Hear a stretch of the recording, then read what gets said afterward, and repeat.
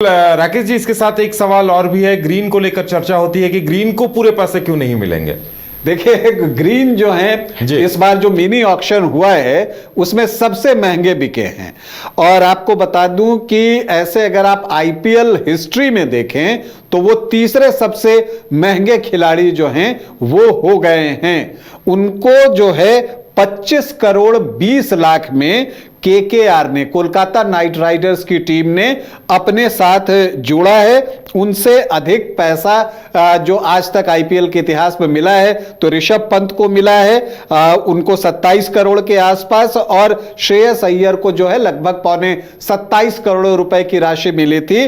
अब 25 करोड़ 20 लाख के साथ वो तीसरे सबसे महंगे खिलाड़ी आईपीएल हिस्ट्री के रहे।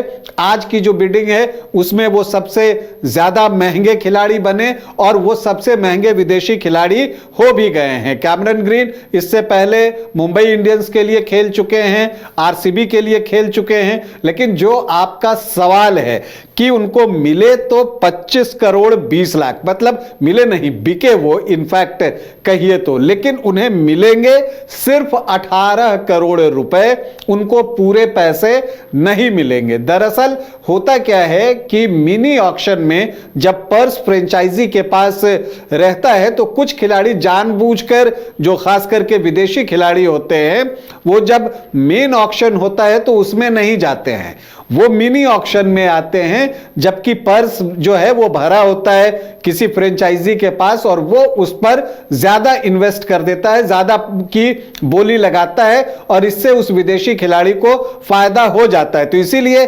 बीसीसीआई ने इस बार रूल बना दिया। बीसीसीआई भी इस चीज को भांप रहा था कि ऐसी चीजें हो रही है, तो उसने एक रूल बना दिया था कि सर्वोच्च रिटेंशन स्लैब, मतलब जो रिटेन किए गए खिलाड़ी हैं, जो उसका मैक्सिमम लिमिट है उससे ज्यादा किसी विदेशी खिलाड़ी को नहीं दिया जाएगा। और वो जो सर्वोच्च रिटेंशन स्लैब है वो 18 करोड़ रुपए का है।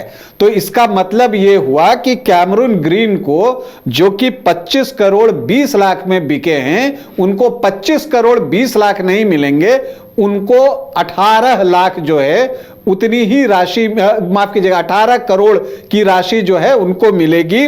और जो बाकी के पैसे हैं आपको 7 करोड़ 20 लाख की, वो राशि बीसीसीआई के पास चली जाएगी और बीसीसीआई उस राशि से खिलाड़ियों के कल्याण में उसको लगाएगा, वो खिलाड़ियों के वेलफेयर के लिए खर्च करेगा। तो ये स्ट्रेटेजी इस बार बीसीसीआई ने बनाई थी और वो रूल भी जारी कर दिया था। तो इसीलिए कैमरून ग्रीन को जो राशि मिलेगी वो 18 करोड़ है और जो 25 करोड़ 20 लाख में उनकी बोली लगी है, बाकी के 7 करोड़ 20 लाख रुपए बीसीसीआई के पास चला जाएगा। लेकिन महंगे खिलाड़ियों की जब बात हो रही है तो कैमरून ग्रीन की तो बात हो गई। इसके अलावा पिछली बार वेंकटेश अय्यर काफी महंगे बिके थे, लेकिन इस बार वो आरसीबी के हो गए क्योंकि केकेआर ने उनको रिलीज कर दिया था। 7 करोड़ रुपया में वो बेंगलुरु फ्रेंचाइजी के साथ जुड़ रहे हैं, तो उनको 7 करोड़ रुपए मिलेंगे। इसके अलावा नॉर्किया लखनऊ के साथ जुड़े हैं 2 करोड़ रुपए में, और डेविड मिलर को भी 2 करोड़ मिला है। पथुम निशांका 4 करोड़ रुपया में जो है डीसी के साथ जुड़ रहे हैं, मिलर भी डीसी के लिए ही खेलेंगे। और एक और जो महंगे खिलाड़ी इस बार बिके हैं वो श्रीलंका के तेज गेंदबाज हैं, जो लसित मलिंगा के अंदाज में गेंदबाजी करते हैं। चेन्नई के लिए डेथ ओवर्स करते हुए हमने उनको पिछले फ्रेंचाइजी लीग में कई बार देखा है।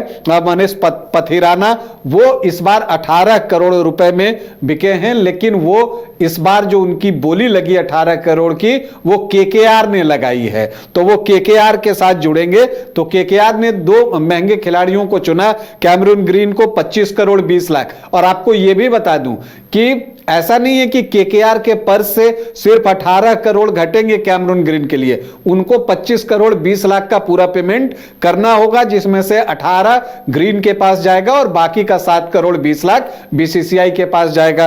तो 25 करोड़ 20 लाख यहां और पथिराना के लिए 18 करोड़ यहां पर, तो लगभग 43 करोड़ 20 लाख राशि इन 2 खिलाड़ियों में ही केकेआर ने खर्च की है।